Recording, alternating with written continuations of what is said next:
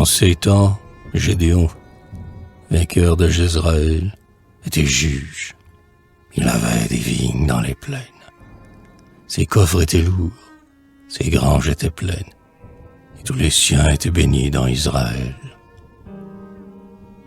Ses 70 fils, vaillants et chers au ciel, unis pour être forts et forts, vivaient sans haine.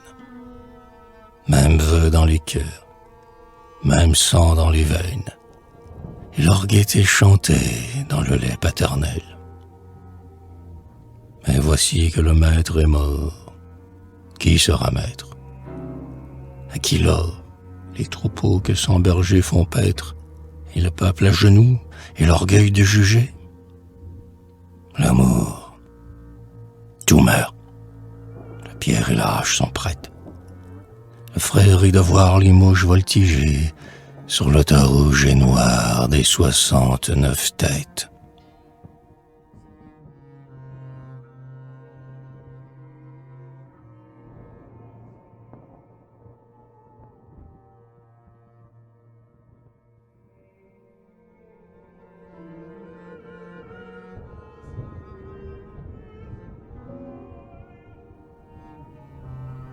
Honneur.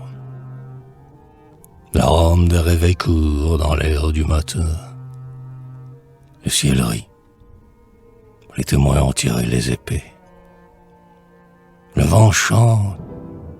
Les fleurs encore toutes trempées déplissent au soleil leurs jupes de satin. Le torse mi-vêtu, l'œil froid, le front hautain, les hommes ont jeté leurs gants dans les cépées. Des sifflets et des vols d'oiseaux, par échappés, filent, un angelus teinte dans le lointain.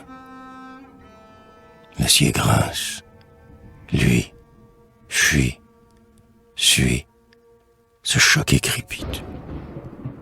Un seul brin se fleurit d'une pourpre subite. Et des frissons d'amour font vibrer la forêt. Puis, un fiacre s'en va, très lent, les vitres closes, criant, glissant sur les graviers, et disparaît, blondi dans la vapeur des perspectives roses.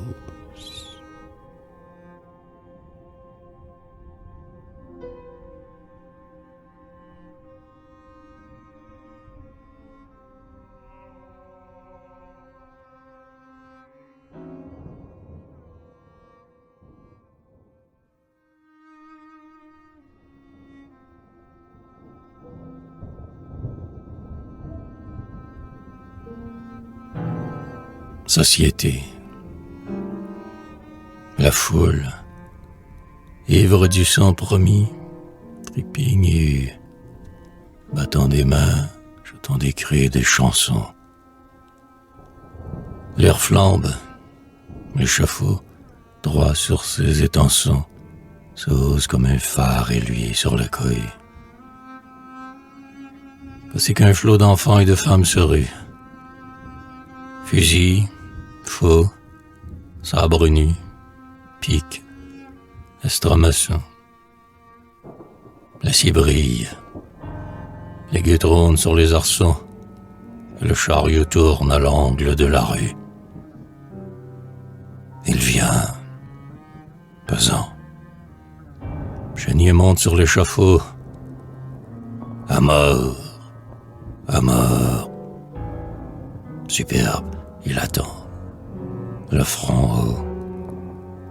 Un vers harmonieux chante dans sa pensée. Il passe avec lenteur ses doigts fins à son cou. Rêve sur l'homme, songe à l'œuvre commencée. Et sa tête aux yeux clairs tombe au panier. D'un coup.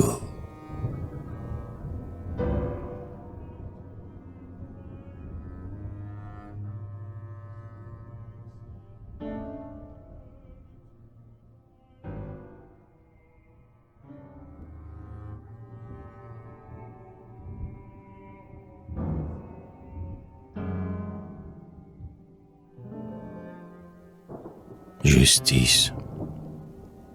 Il pleut. L'air est froid comme au fond d'un puits.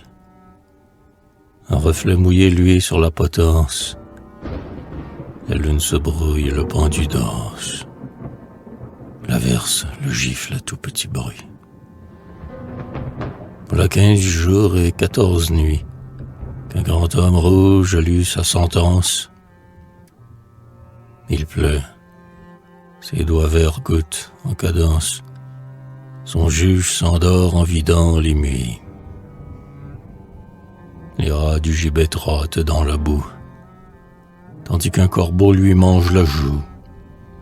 Son crime? Il eut faim. Le pain veut du sang. Il était superbe, ardent, gai, robuste. Le corbeau repit tourne en croissant. Tue au nom du bien, tue au nom du juste.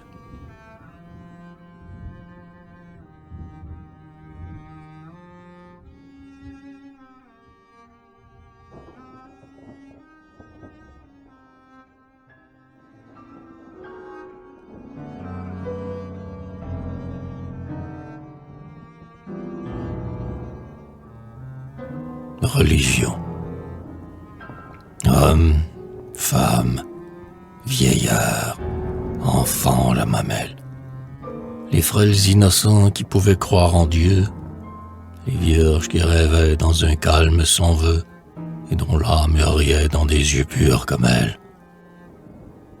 Tous, les chiens, les troupeaux, en tas, noirs, pêle-mêle, liés, mitrés, meurtris, hurlent, voués au feu. Et la flamme, alentour, court dans un brouillard bleu, comme un loup affamé qui rôde et qui grommelle. Le bois craque, la chair crépite, la poix bout. Un moine brun, la crosse en main, calme et debout, fait des signes de croix vers le bûcher qui fume. Le peuple à genoux, loin, chante en levant les bras. Et l'incendie, au fond des cieux rossis, allume de longs reflets de sang sur des nuages gras.